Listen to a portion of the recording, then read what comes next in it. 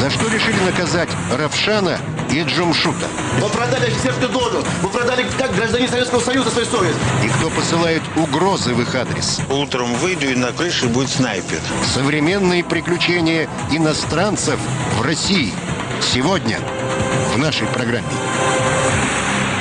Подоконник должен быть вровень со стенкой. Либо чтобы выпирал. Либо чтобы вровень выпивал ногтями. Самые знаменитые в нашей стране гастарбайтеры Михаил Галустян и Валерий Магдьяш должны ответить за все. Идиоты! Этого требует председатель общественного движения «Таджикские трудовые мигранты» Карамат Шарипов. Они должны быть наказаны, и они должны быть стать перед судом Российской Федерации.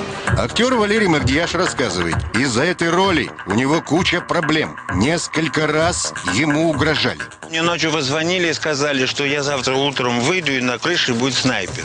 Он уверен, воду мутят таджикские националисты. Простым гастарбайтерам из Средней Азии сериал очень нравится. Смотрела начальника. Понравилось? Очень понравилось. Актер признается, он всей душой за дружбу народов. С его родословной иначе и быть не может.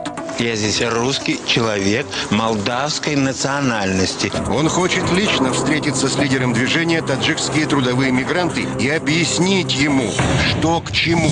Дорогой великий таджикский народ, мы вас очень все любим. При встрече актер и профсоюзный лидер пожали друг другу руки. Потом выяснили, что закончили одно и то же военное училище. Но разговора у них все равно не получилось. Подонок настоящий. Почему? Хорошо. Потому что вы для копейки Разговор закончен. вы продали офицерскую должность. Вы продали как гражданин Советского Союза свою совесть. Валерий пытается объяснить оппоненту. Его роль в телевизионном шоу собирательная. И таджики тут ни при чем.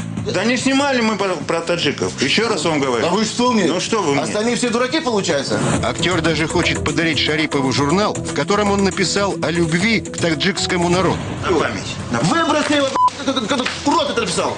Актер Валерий Магдьяш сохраняет спокойствие и на оскорбления в свой адрес отвечать не собирается.